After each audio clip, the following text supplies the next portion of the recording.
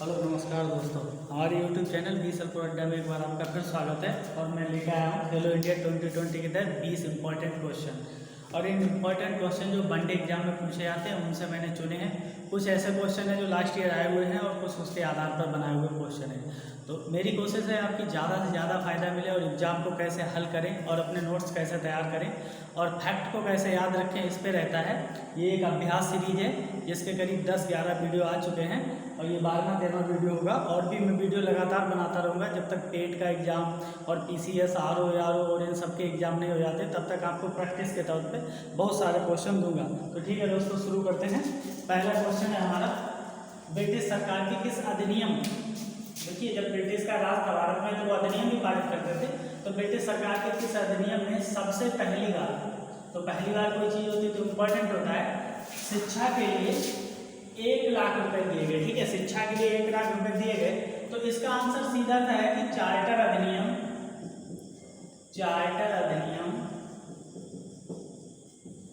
1813। लेकिन इस चार्टर अधिनियम 1813 से और भी क्वेश्चन पूछे जाते हैं। एक तो ये क्वेश्चन है कि शिक्षा के लिए पहली बार 1 लाख रुपए दिए गए, ठीक है, लेकिन इससे और भी क्वेश्चन पूछे जाते हैं तो उनको हम यही डिस्कस कर लेते हैं। 1813 के अधिनियम से ही एक प्रावधान हुआ था कि जो भारत में मिशनरी लोग होंगे वो अपनी मिशनरी धर्म का प्रचार कर सकेंगे, ईसाई धर्म का प्रचार कर सकेंगे। तो 1813 के अधिनियम से ही ईसाइयों को भारत में प्रचार करने की वैधता प्रदान कर दी की गई। प्रचार तो पहले भी करते थे लेकिन वैधता प्रदान की गई 1813 से। इसके तहत और क्या किया गया, इसके तहत एक प्रावधान ये किया गया कि पहले सिर्फ भारत में ईस्ट इंडिया कंपनी व्यापार कर सकती थी, लेकिन इस अधिनियम के बाद केवल ईस्ट इंडिया कंपनी नहीं और भी ब्रिटेन की कंपनियां यहाँ व्यापार कर सकती थी। तो ये एक महत्वपूर्ण परिवर्तन लाया गया था।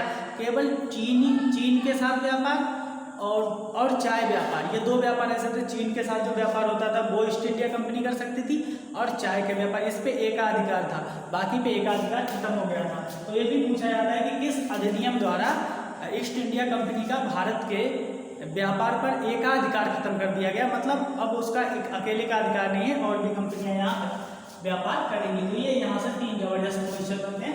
भारत में अंग्रेजी शिक्षा का मैग्ना कार्टा, ठीक है, मैग्ना कार्टा क्या होता है, अधिकार पत्र होता है। जब किसी चीज़ से हमको बहुत ज़्यादा लाभ मिलता है, बहुत ज़्यादा फायदे होते हैं तो उसको मैग्ना कार्टा या अधिकार पत्र कहते हैं। तो भारत में अंग्रेजी शिक्षा का मैग्ना कार्टा किस घोषणा पत्र को कहा जाता है? तो इसका आंसर है 1854 में आया था वुड का घोषणा पत्र। आपने पढ़ा होगा वुड का घोषणा पत्र।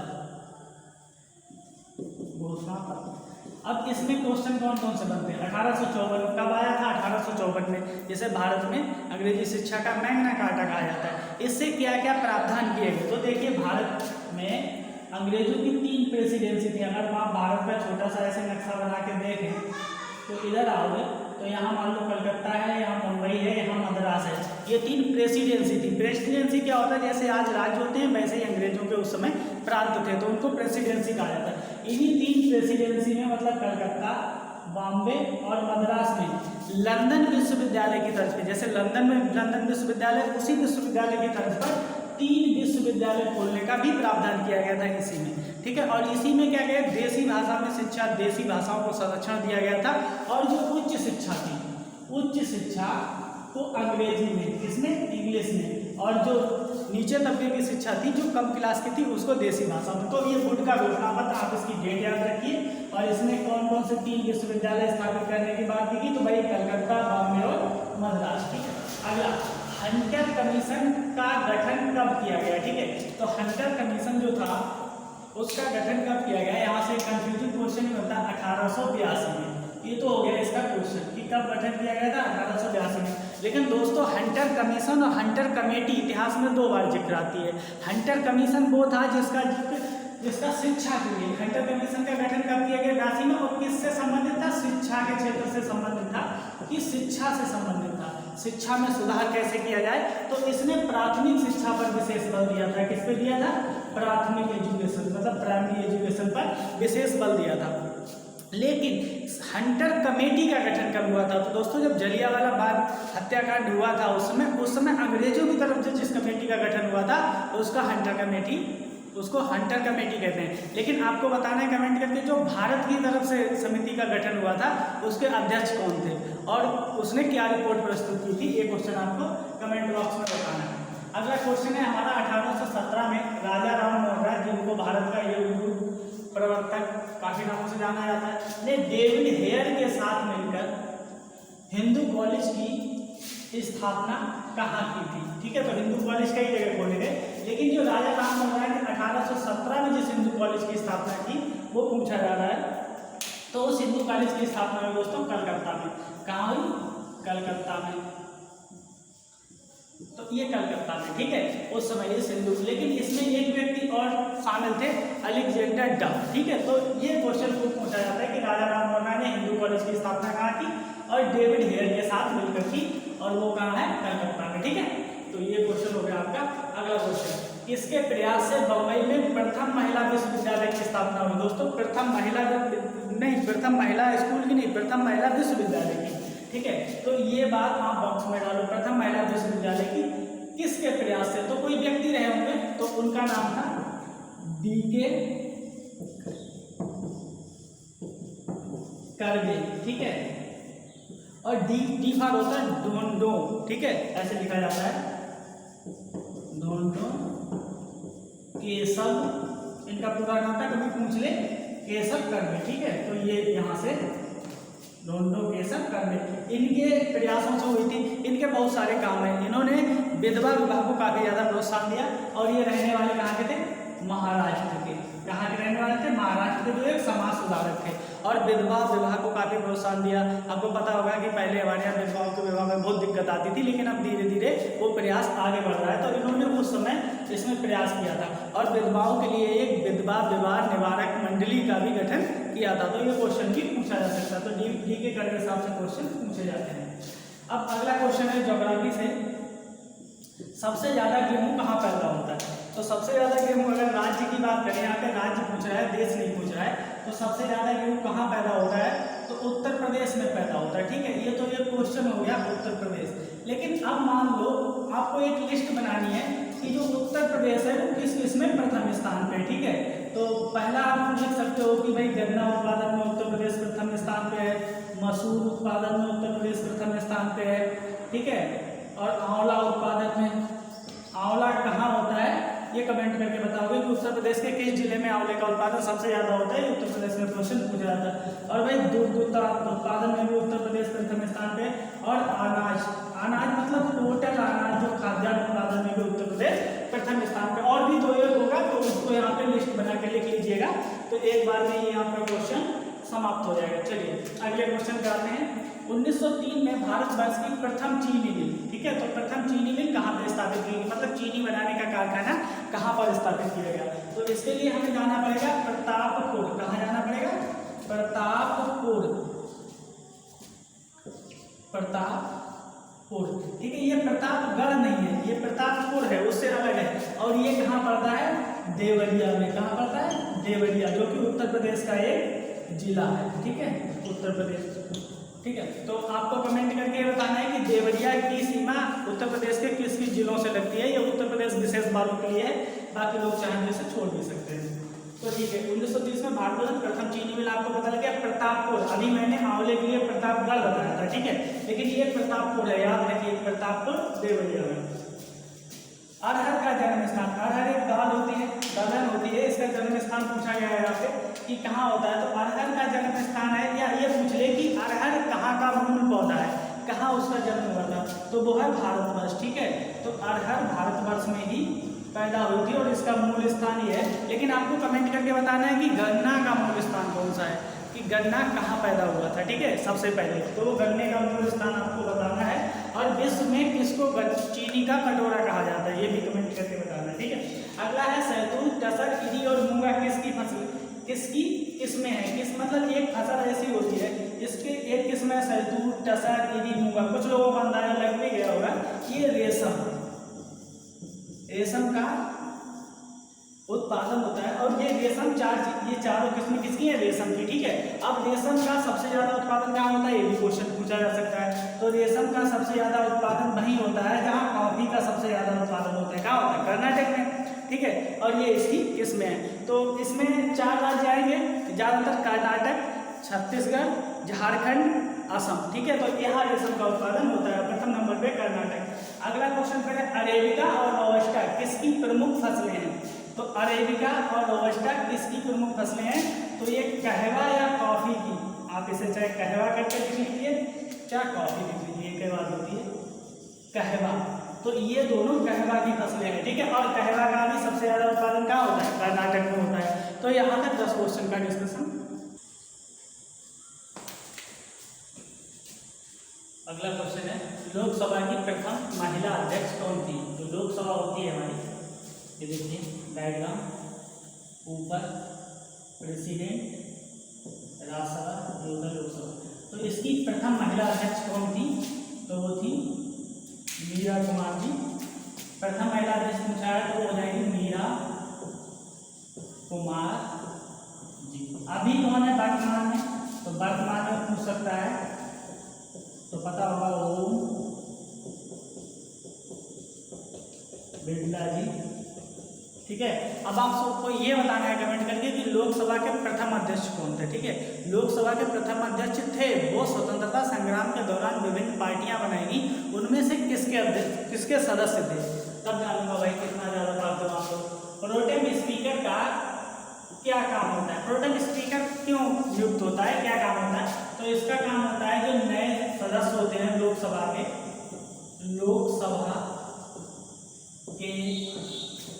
नए सदस्यों को, लोकसभा के नए सदस्यों को शपथ दिलाता है, ठीक है। तो इसका जो काम होता है, लोकसभा के जो नए सदस्य से चुनाव हुआ है, 70 की लोकसभा का चुनाव हुआ, उसके बाद जो सदस्य आए उनको शपथ दिलाने के लिए जो सदन का उस समय का जो सबसे वरिष्ठ सदस्य होता है, उस सबसे वरिष्ठ सदस्य को उसका प्रोटेम स्पीकर नियुक्त किया जाता है। लेकिन यहाँ से क्वेश्चन आपको ये भी पूछ सकता है कि जो प्रोटेम स्पीकर है इसकी नियुक्ति करता कौन है? तो प्रोटेम स्पीकर की नियुक्ति दोस्तों राष्ट्रपति महोदय करते हैं। प्रोटेम स्पीकर की नियुक्ति राष्ट्रपति करते हैं, ठीक है। प्रोटेम स्पीकर की नियुक्ति राष्ट्रपति करते हैं। अगला क्वेश्चन, लोकसभा का कोरम या गणपूर्ति सदस्य संख्या का विकास कितना होता है? मतलब जो पूरी सदस्य संख्या है लोकसभा की, गणपूर्ति उसकी कितनी होती है? तो 1/10 होती है दोस्तों। जो गणपूर्ति होती है मतलब कितने सदस्य होने चाहिए गणपूर्ति में, तब सदन चलेगा। गणपूर्ति की आवश्यकता क्यों पड़ती है कि सदन कैसे चलेगा, और सदन चलने के लिए मिनिमम कितने सदस्य होने चाहिए? तो मिनिमम सदस्य होने चाहिए 1/10, मतलब 10%, उसके 10वां भाग होना चाहिए। अब मान लो 543 सदस्यों पे चुनाव होता है, तो उसके 10% लगभग 54 या 53 सदस्य होने चाहिए, तब वो चलेगा, ठीक है। तब उसको आगे चलाया जाएगा कोरम को। आपको कमेंट करके ये बताना है कि जो विपक्ष में दल बैठता है, विपक्षी दल किसको माना जाए, इसके लिए उसको कितनी सीटें प्राप्त करना जरूरी है। सदन का विपक्षी दल बनने के लिए कितनी सीटें प्राप्त करना जरूरी है, और क्या वर्तमान में कोई अभी विपक्षी दल है या नहीं है, ये भी क्वेश्चन आपको बताना है। अगला क्वेश्चन, राज्यसभा में 12 सदस्यों का मनोनयन किस अनुच्छेद के तहत होता है? अनुच्छेद इसकी संख्या 80, ठीक है। अनुच्छेद 80 के तहत होता है। यहीं पे देख लो मनोनयन कौन करता है? राष्ट्रपति महोदय करते हैं। ये क्वेश्चन पहले भी डिस्कस हुआ है थोड़ा, तो इनका मनोनयन राष्ट्रपति महोदय करते हैं, ठीक है। अब किससे करते हैं? कला, विज्ञान, साहित्य, ठीक है, समाज सेवा, उससे 4 विषय से इनका मनोनयन होता है। और ये प्रावधान लिया कहाँ से गया है? कि आयरलैंड से लिया गया है, ठीक है। तो इसके तहत ये क्वेश्चन हो गया। लेकिन यहाँ पर मैं और कुछ डिस्कस करना चाहता हूँ, जैसे अधिकतम संख्या कितनी होती है सदस्यों की राज्यसभा में? 245, लेकिन वर्तमान में कितनी है? 250। अधिकतम संख्या होती है 250 और वर्तमान में कितनी है? 245। यहाँ देखिए थोड़ा गए, अब 250 है, अधिकतम कितनी हो सकती है राज्यसभा में सदस्यों की संख्या? तो 12 ये घटा दोगे, ठीक है, तो बचेंगे 280। अब ऐसे ही यहाँ पे 12 घटा दोगे, ये 12 मनोनयन वाले होते हैं, ठीक है। अब वर्तमान में जो लोकसभा है उसमें किसी का भी मनोनयन नहीं होता था। पहले 2 एंग्लो इंडियन का होता था, अब नहीं होता है क्योंकि वो प्रावधान खत्म कर दिया गया है। लेकिन अभी यहाँ 12 सदस्यों का मनोनयन होता है। तो ये वर्तमान सदस्य संख्या है और ये अधिकतम हो सकती है। अगर इससे ज़्यादा करोगे तो संविधान संशोधन करना पड़ेगा, ठीक है। तो ये हो गया। अगला क्वेश्चन, धन विधेयक को राज्यसभा कितने दिन तक राज्यसभा कितने दिन तक रोक सकती है अपने पास? तो राज्यसभा ये ऊपर वाली राज्यसभा कितने दिन तक रोक सकती है? तो इसका सीधा सा आंसर है 14 दिन। ठीक है, धन विधेयक को राज्यसभा अधिकतम 14 दिन तक रोक सकती है। अगर वापस नहीं भेजेगी तो वो अपने आप पास हो जाएगा। अच्छा, धन विधेयक निर्धारित करने का अधिकार किसको होता है मान लो? तो वो स्पीकर को होता है, जो लोकसभा के स्पीकर होते हैं उनको होता है। ठीक है, अब वो इस कोई विधेयक धन विधेयक है या नहीं है ये भी निर्धारित करने का अधिकार लोकसभा स्पीकर को ही होता है। ठीक है, तो ये यहाँ से क्वेश्चन बन सकता है, इसको आप ध्यान रखिए। और धन विधेयक की परिभाषा किस अनुच्छेद में है ये भी क्वेश्चन बना भी है और बन भी सकता है, 110 में है। तो यहाँ से 3 क्वेश्चन आपके कंप्लीट हो जाएंगे। नायक समिति, अभी इकोनॉमिक्स के क्वेश्चन शुरू हो रहे हैं यहाँ से। नायक समिति ये क्वेश्चन खूब पूछा जाता है, क्या संबंध किससे है?